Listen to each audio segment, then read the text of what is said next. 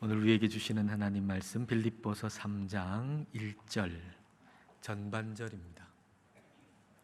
빌립보서 3장 1절 전반절 우리 다 같이 읽겠습니다. 끝으로 나의 형제들아 주 안에서 기뻐하라. 다시 한 번 더 읽을까요? 끝으로 나의 형제들아 주 안에서 기뻐하라. 아멘. 어머니가 정성껏 밥상을 차려 주십니다. 이에 대해서 감사하는 방법이 어머니 감사합니다 이렇게 말하는 것일 수도 있겠지만 더 좋은 것은 그 음식을 정말 맛있게 먹는 것입니다. 하나님의 말씀은 하나님께서 우리에게 정성스럽게 차려주신 밥상입니다.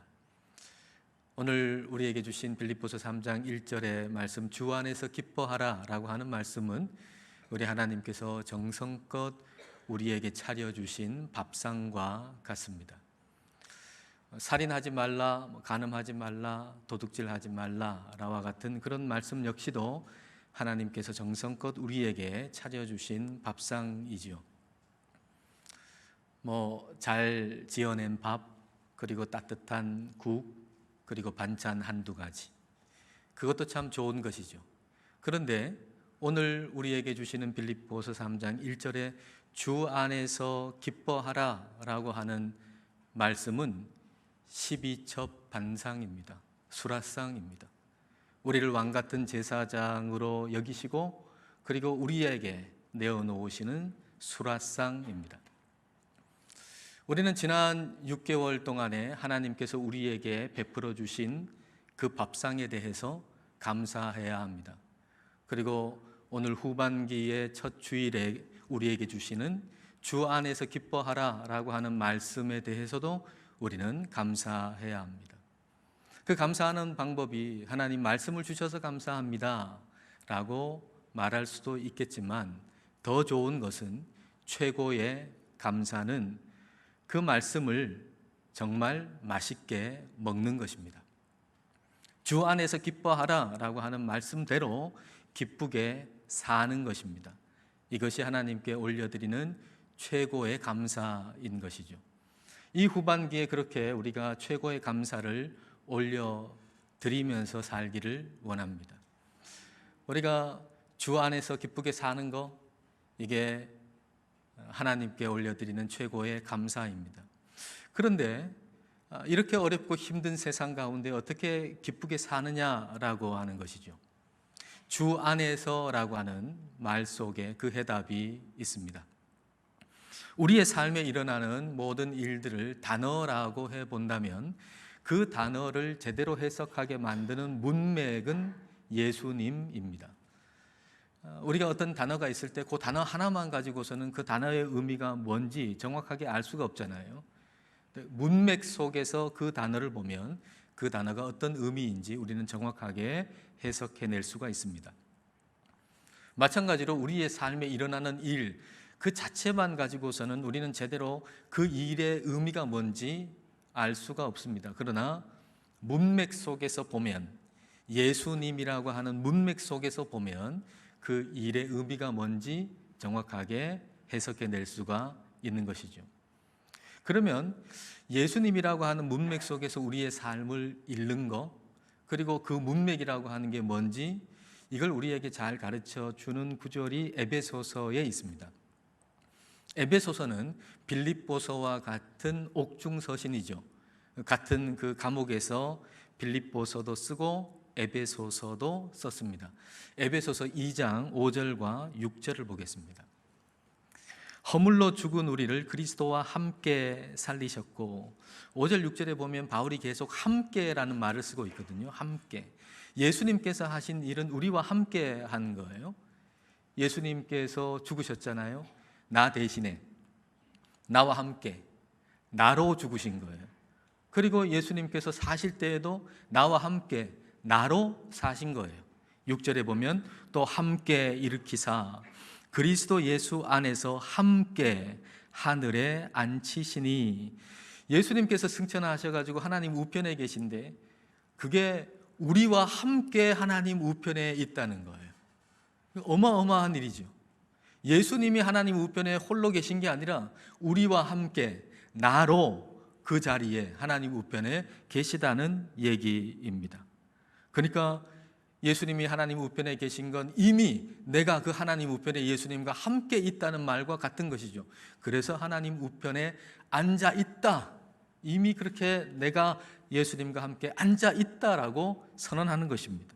이게 문맥이에요. 이게 문맥. 예수님이라고 하는 문맥. 예수님이 나 대신에 나와 함께 나로 죽으셨고 나로 다시 사셨고 그리고 하나님 우편에 나로 앉아 계신다라고 하는 것이 이게 예수님이라고 하는 문맥이에요. 이 문맥 속에서 바울은 자기가 지금 처한 상황, 감옥에 있는 처지, 그걸 읽고 해석하고 있는 거죠. 그러니까 그 문맥에서 예수님 안에서, 예수님이라고 하는 문맥 안에서 자기의 처지를 읽으니까 그 감옥 속에서도 기뻐할 수가 있는 것입니다. 여러분, 우리가 이 문맥 속에서 읽지 아니하면 다른 읽기 방법으로 읽을 수밖에 없어요. 우리 인생을. 이 문맥 속에서 읽지 아니하면 다른 읽기 방법은 비교입니다.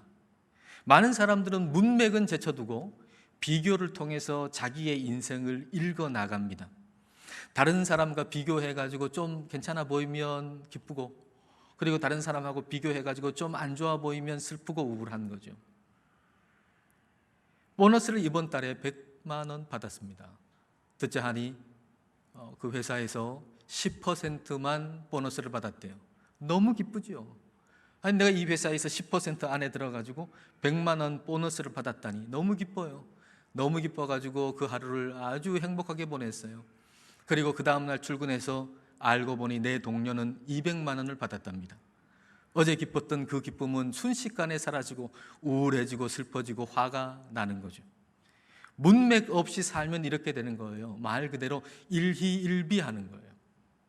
문맥 없이 살면 남하고 좀 비교해가지고 괜찮다 싶으면 너무 행복하고 너무 기쁘고, 남하고 비교해가지고 좀 내가 못하다 생각해지면 곧바로 그 기쁨은 사라지고 너무 쓸쓸하고 너무 우울하고 너무 슬퍼지는 것이죠. 일희일비하는 것이죠. 그래서 우리가 문맥 없이 살면 너무 허무해요. 문맥이 중요한 거예요. 근데 그 문맥이 뭐냐? 우리의 인생에, 사람의 인생에 문맥이 뭐냐? 삶을 읽어낼 수 있는 문맥, 그것이 바로 예수님이에요. 예수님은 우리 삶의 모든 단어들, 우리가 처한 모든 상황들을 제대로 해석하고 이해할 수 있도록 만드는 문맥이 되시는 분이 예수님입니다. 예수님께서 하신 건 다 우리와 함께 하신 거거든요. 나로 죽으셨어요. 예수님은 나로 사셨어요. 그리고 예수님은 나로 하나님 우편에 앉아 계신 거예요. 이게 이 문맥이라고 하는 게 정말 위대한 문맥이죠. 어마어마한 문맥이죠. 예수님께서 하신 일이 바로 내가 한 일이라니, 예수님이 하나님 우편에 앉아 계신데 내가 그분과 함께 지금 앉아 있다니, 이 문맥이야말로 정말 어마어마한 문맥이죠. 이 문맥에서 바울이 자기 자신이 감옥에 있다는 걸 보니까 이게 자존심 상하는 일이 아닌 거예요. 슬픈 일이 아닌 거예요. 예수님 일 하다가 감옥에 갇혀 있는 것, 이거 오히려 기쁜 것이죠. 그래서 성도들에게, 빌립보 성도들에게 기뻐하라고, 주 안에서 기뻐하라고, 나도 기뻐한다고 하는 얘기 아닙니까? 감옥에 있는 나도 기뻐한다고, 너희들도 기뻐하라고. 왜? 우리는 예수님이라고 하는 문맥 안에 있는 사람들이니까 기뻐하라고 그렇게 선언하는 거예요. 이 문맥 속에서 볼 때 우리의 신앙생활이 기쁜 거예요. 예배 드리는 게 기쁜 것이죠. 예수님이라고 하는 문맥 속에서 볼 때 예배는 기쁜 거고요, 찬양도 기쁜 거고요, 기도도 기쁜 거예요. 근데 예수님이라고 하는 문맥을 싹 빼버리면, 이 문맥을 알지 못하는 사람이 보면 도무지 이해할 수 없죠. 우리가 하나님을 예배하면서 기뻐하는 이 기쁨을 문맥을 제외한 사람들은, 문맥 없는 사람들은 도무지 이 기쁨을 이해할 수가 없는 거예요. 우리나라에 처음 복음이 들어올 때 외국에 있는 선교사들이 우리나라에 들어와 가지고 복음을 전하던 그 초창기에 이 선교사들이 이제 이 열악한 환경 속에서 복음을 전하다 보니까 얼마나 힘들었겠어요. 뭐 스트레스도 받는 일이 많았겠죠. 그래서 이 스트레스를 풀기 위해 가지고 테니스를 종종 쳤대요. 근데 이제 선교사들이 테니스를 치고 있는데 그 옆에 양반이 가마를 타고, 종들이 가마를 딱 메고 그 안에 양반이 다 타고 이제 가고 있는 거예요. 양반이 이렇게 보니까 저 뭐 외국 사람이 와가지고 뭘 열심히 뭐 하고 있거든요. 그래서 종한테 저 사람들 뭐 하고 있냐 물어봤더니 잘 모르겠습니다. 뭐 놀이를 하고 있는 것 같습니다. 막 그랬더니 이 양반이 하는 말이, 이 뙤약볕에 땀을 뻘뻘 흘리고 있네. 저런 일은 종들에게나 시키지. 그랬대요. 그 즐거움과 기쁨을 모르는 거예요. 운동의 즐거움, 테니스의 즐거움을 모르는 거예요. 예수님이라고 하는 문맥을 모르는 사람들이 우리가 하나님을 예배 드리는 것을 보는 것은 마치 이 양반이 땀을 뻘뻘 흘리면서 테니스를 치고 있는 선교사들을 보는 것과 같을 것입니다. 주일에 이 좋은 시간에 모여가지고 지금 뭐하러 지금 저러고 있나? 놀러 나가지. 새벽에 꼭두 새벽부터 일어나가지고 무슨 기도를 드리나? 이 세상에 볼 것도 너무 많은데, 재미있는 거 너무 많은데 무슨 성경을 저렇게 읽나? 이해 못하는 거죠. 예배의 기쁨, 신앙의 기쁨이라고 하는 것, 그것은 예수님이라고 하는 문맥 안에서만 누릴 수 있는 거예요. 그렇기 때문에 이 문맥이 굉장히 중요한 거죠. 우리의 삶에, 우리의 신앙에 이 문맥이라고 하는 것, 예수님이라고 하는 이 문맥은 우리에게 굉장히 중요한 것입니다. 그래서 문맥을 벗어나게 하는 것들은 주의해야 돼요. 아무리 괜찮아 보여도 문맥을 벗어나게 하는 것은 우리는 주의해야 합니다. 여러분, 기복주의가 그렇거든요. 기복주의가 해로운 이유는 물질적인 복이 예수님 믿을 때 없기 때문이 아니에요. 그런 복이 있죠. 왜 없어요? 그런데 왜 기복주의가 해로운 것이냐? 기복주의는 문맥을 없애버리기 때문이에요. 독해력을 상실하게 만들기 때문이에요. 문맥 안에서 우리의 삶을 읽게 하는 독해력을 상실하게 만들기 때문에 기복주의는 위험한 거예요. 예수님을 믿을 때 물질적인 복이 있죠. 건강의 복도 있죠. 성경에 그렇게 기록되어 있잖아요. 그리고 형통한 복도 있죠.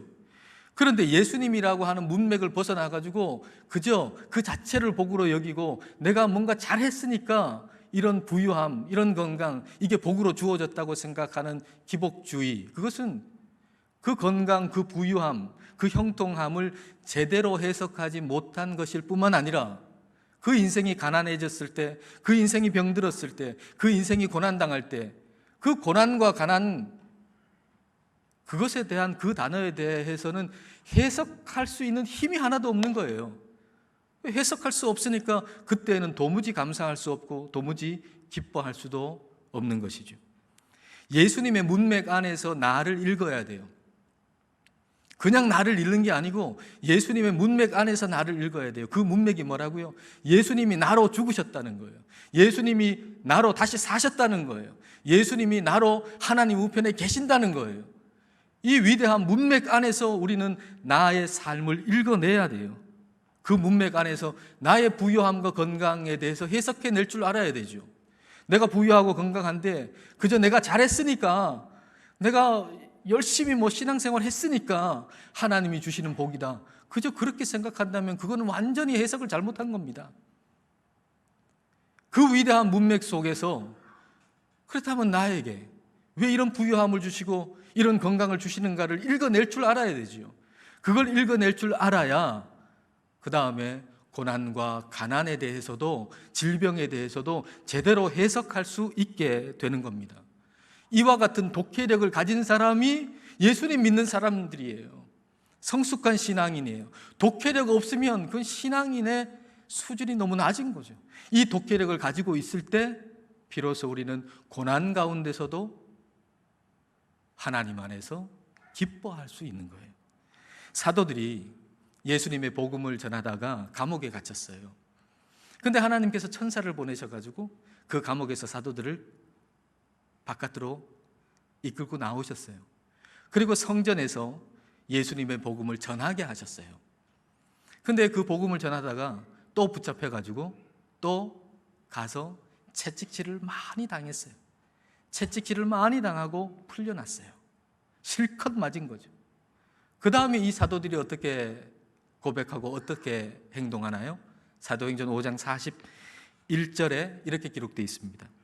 사도들은 그 이름을 위하여 능력받는 일에 합당한 자로 여기심을 기뻐하면서 공회 앞을 떠나니라. 실컷 두들겨 맞았는데 사도들은 이걸 기뻐했어요. 기뻐한 이유가 어디 있죠? 내가 예수님 위에서 모욕을 당하는 일에 합당한 자격이 있는 사람이라고 하는 데서 기뻐한 거예요. 아, 내가 이렇게 맞을 정도로, 예수님 위에서 맞을 정도로, 예수님 위에서 모욕을 당할 정도로 내가 합당한 자로 여김을 받았구나 라고 하는 데서 기뻐했다는 거예요. 여러분, 비교를 통해서 자신의 인생을 저지를 봤다면 이거 기뻐할 수 없죠. 아니, 다른 사람은 편하게 누워 잘 자고 뭐 잘 먹고 잘 사는데 나는 이게 웬 말이냐, 이렇게 감옥에 갇히고 이렇게 채찍질을 맞고 고난을 당하고 이게 웬 말이냐, 예수님 믿으면 더 잘 돼야지, 예수님 믿었는데 고난이 웬 말이냐 라고 아주 불평했을 일이죠. 그러나 이 사도들은 비교가 아닌 예수님이라고 하는 문맥 안에서 자신의 삶의 단어들을 읽어낸 거예요. 그 독해력의 결과가 기쁨인 거죠. 성령님께서 우리에게 기뻐하라고 하는 것은 단순하게 감정적인 걸 의미하지 않아요. 내 감정이 기뻐지는데 기뻐하고 뭐 그렇지 않은데 뭐 그렇지 않고, 뭐 이건 뭐 우리나 세상 사람들이나 다 똑같잖아요. 감정적인 걸 의미하는 게 아니에요. 굉장히 강력한 의지가 여기에 포함되어 있는 거예요. 예수님의 문맥 안에서 너의 삶을 읽어내라는 거죠. 너의 독해력을 키우라는 거예요. 그냥 세상 사람들이 자신의 인생을 읽어나가는 정도의 독해력으로 똑같이 신앙생활 하는 거, 이거는 신앙생활이 아니에요. 말씀대로 주 안에서 기뻐할 수도 없어요. 너의 독해력을 키워라. 예수 그리스도라고 하는 문맥 안에서 너의 삶을 읽어내라는 거죠. 기쁨은 독해력에 비례해서 커지는 거예요. 예수님 안에서, 예수님이라고 하는 문맥 안에서 내 삶을 봐야 제대로 보이고, 그리고 상황이 어떻든지 우리는 기뻐할 수가 있는 것이죠. 맨발의 전도자라고 알려진 최춘선 할아버지가 계시죠. 어떤 감독이 이분의 그 삶을 이렇게 영상으로 찍어서 오래전에 알려지셨던 분이에요. 최춘선 목사님이신데요. 근데 이분이 뭐 상당한 재산이 있었던가 봐요. 근데 이걸 뭐 사람들한테, 가난한 사람들한테 다 나누어 주고 자발적인 가난을 선택하셨어요. 근데 본인은 자발적인 가난을 선택했지만 그 자녀의 입장에서 보면 그 가난에 시험을 받은 거잖아요. 이 아들의 입장에서는 너무 가난하고 너무 힘들고, 그래서 동생들 4명 불러가지고 이제부터는 우리 예수님 믿지 말자. 우리 아버지가 예수님 믿어가지고 저렇게 가난하게 살고 우리도 고생하는데 우리는 예수님 믿지 말자. 뭐 그렇게 얘기를 했대요. 근데 이 맏아들이 고등학교 때 성령 체험을 한 다음에 아버지가 왜 그렇게 복음을 전하고 왜 그렇게 살았는가라고 하는 걸 깨닫게 된 거예요. 이제 그 최춘선 할아버지는 맨발로 다니면서 복음을 전했거든요. 세상 사람들 보기에 미친 사람 아닙니까? 미친 사람처럼 보이지만 그 복음이 주는 감동과 감격과 기쁨이 어떤 것인지를 이 아들이 성령 체험하고 깨달은 거예요. 그리고 자신도 목사가 됐어요. 그리고 우리 아버지는 나한테 유산을 하나도 남겨주지 않았다라고 생각했는데, 아버지가 돌아가신 다음에 아버지가 이렇게 쓰셨던 찬송가를 이렇게 펴보니까 그 안에 2,000원이 있더래요. 그래서 아버지가 나한테 2,000원을 유산으로 남겨주셨다라고 하면서 그렇게 기뻐하더라고요. 여러분, 2,000원 유산 받고 그렇게 기뻐하는 사람은 제가 처음 봤어요. 만약에 내 인생을 비교해서 봤다면 그 2,000원 유산 받고 어떻게 기뻐할 수가 있겠습니까? 다른 아버지는 2억, 20억 유산으로 남겨주는데 우리 아버지는 고작 2,000원 유산으로 남겨준다고 불평하고 원망했을 일이 되겠지요. 그러나 예수님이라고 하는 문맥 안에서 보니까 그게 기쁜 거예요. 우리 안에 성령이 충만하면 비교를 통해 가지고 기쁨이나 행복을 얻는 게 아니에요. 우리 안에 성령이 충만하면 우리는 문맥 안에서, 예수님이라고 하는 문맥 안에서 삶을 읽게 되기 때문에 기뻐지는 거예요. 그 문맥이 뭐라고요? 예수님께서 나를 사랑하셔서 이 땅에 오셔가지고 나 대신에 나와 함께 나로 죽으셨다는 거, 그리고 다시 사셨는데 나와 함께 나로 사셨다는 거, 그리고 하나님 우편에 지금 앉아 계신데 나와 함께 나로 앉아 계신다고 하는 거, 그게 바로 예수님이라고 하는 문맥이에요. 위대한 문맥이죠. 이 위대한 문맥 속에서 내 삶을 바라봐야 우리는 낙심하지 않아요. 기쁨을 잃지 않는 거예요. 스데반이 순교할 때 뭘 봤습니까? 스데반이 순교할 때 뭘 봤어요? 하나님 우편에 예수님이 계신 걸 봤잖아요. 하나님 우편에 예수님이 계신 걸 봤어요. 그리고 그 자리에 자기도 함께 있는 걸 봤을 거예요. 그래서 어떻게 했죠? 저들, 나에게 돌을 던져서 나를 죽이는 저 사람들의 죄를 저들에게 돌리지 말라고 기도한 것이죠. 자기의 인생을 그냥 다른 사람과 비교해서 본다면 어떻게 그런 기도가 나왔겠어요? 그렇게 기도하면서 그는 그 비참하고 초라해 보이는 그 모습 속에서 하나님을 봤기 때문에, 예수님이라고 하는 문맥 안에 내가 들어가 있다는 걸 봤기 때문에 정말 기쁨을 잃지 않은 그 얼굴을 가졌잖아요. 그래서 그 얼굴로 인해서 아마도 그 중에 있는 누군가는 하나님을 봤을 거예요. 그 얼굴 속에서 예수님을 봤을 거예요. 새롭게 하소서라고 하는 기독교 방송 가운데 어떤 배우가 나와가지고 그 송은희 씨에 대한 얘기를 하더라고요. 송은희 씨, 그 코미디언 그 송은희 씨 있잖아요. 그 송은희 씨가 예수님 안 믿다가 예수님을 믿게 됐대요. 근데 예수님을 믿게 된 다음에 일이 잘 안 됐대요. 일이 잘 안 되고, 어느 정도로 안 됐냐면 일이 하나도 들어오지 않을 정도로 뭐 일이 없고 너무 잘 안 됐다는 거예요. 그래서 이 배우가 생각하기를 저 송은희 씨 정말 힘들겠다. 예수님 믿었는데, 예수님 믿으면 안 되는 것도 잘 돼야 되는데 되던 것도 지금 안 되니 참 예수님 믿는 거 힘들겠다, 이렇게 생각을 했대요. 근데 송은희 씨가 그렇게 예수님 믿었는데 되는 일이 하나도 없어지는 그 순간에도 좌절하지 아니하고 슬퍼하지 아니하고 오히려 기쁨으로 복음을 들고 전도하고 선교하고 그런 모습을 봤다는 거죠. 그 모습이 너무 멋있었다는 거예요. 그리고 송은희 씨의 초라한 모습 속에서 기뻐하는 그 모습 속에서 하나님이 진짜 살아계시다라고 하는 사인을 봤다는 거예요. 이분이 하나님이 진짜 계신가 아닌가 왔다 갔다 하는데 초라한 모습 속에서 기뻐하는 한 명의 그리스도인의 모습을 통해서 그 모습 속에서 하나님이 진짜 계시구나 하는 사인을 봤다는 거예요. 한 사람이 예수님 안에서 기뻐할 때 하나님은 그 사람의 모습을 통해 다른 사람에게 나타나시는 거예요. 여러분, 우리 주변에는 지금 하나님이 계시다는 사인이 정말 급한 분이 있을 거예요. 하나님 정말 계신가? 우리 중에도 말이에요. 하나님 정말 계신가? 아니면 여러분 주변에 말이죠. 하나님이 정말 계신가?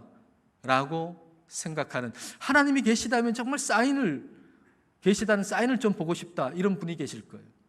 근데 여러분이 주 안에서 기뻐하는 그 삶이 바로 그 사람에게는 하나님이 계시다는 사인이 될 것입니다. 기뻐하는 삶이 하나님을 증거하는 삶이에요. 근데 그 기뻐하는 삶은 어떻게 가능한가? 그것은 예수님이라고 하는 문맥 안에서 내 삶을 읽어야 그 기뻐하는 삶이 가능하다는 거죠.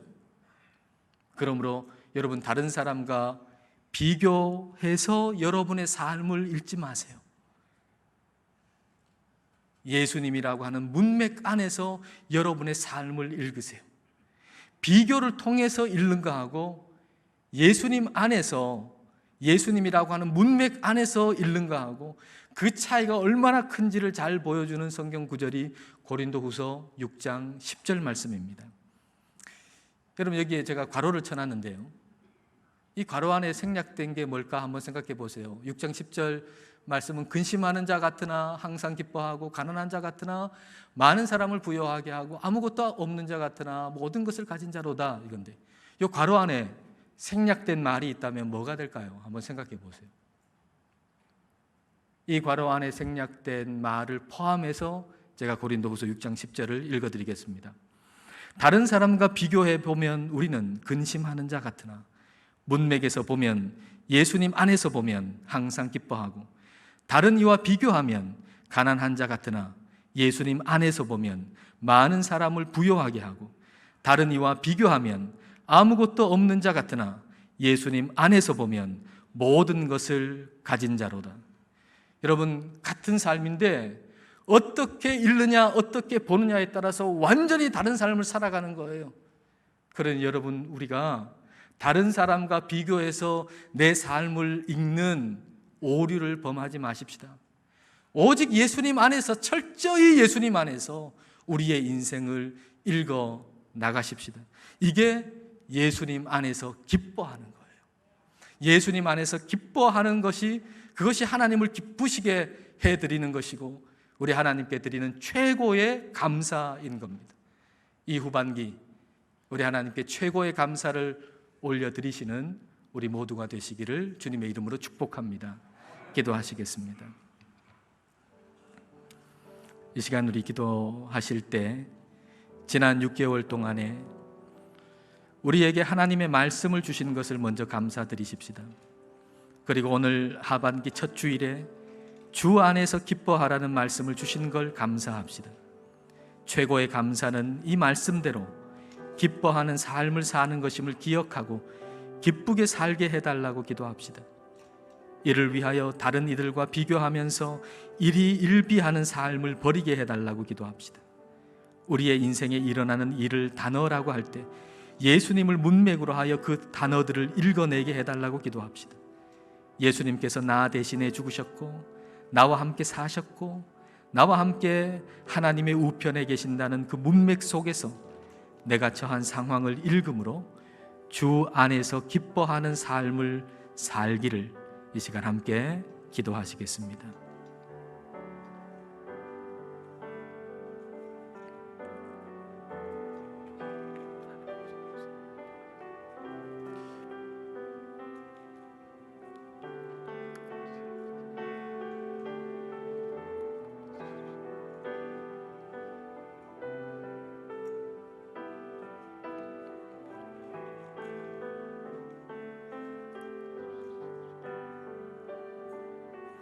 하나님 아버지, 지난 6개월 동안에도 저희를 지키시고 저희들에게 말씀을 보내주시사 선한 길로 인도해 주심을 감사드립니다.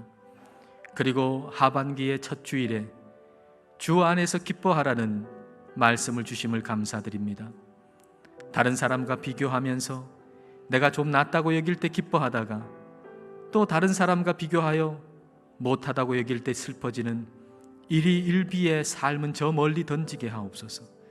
부유함과 가난함, 건강과 약함, 형통함과 고난의 모든 단어들을 제대로 해석하게 하는 문맥이 되시는 예수님 안에서만 이 단어들을 이해하게 하셔서 말씀대로 주 안에서 기뻐하는 삶을 살게 하여 주옵소서. 기뻐하는 삶으로 하나님께 최고의 감사를 올려드리는 이 하반기가 되게 하여 주옵소서. 예수님 이름으로 기도드립니다. 아멘.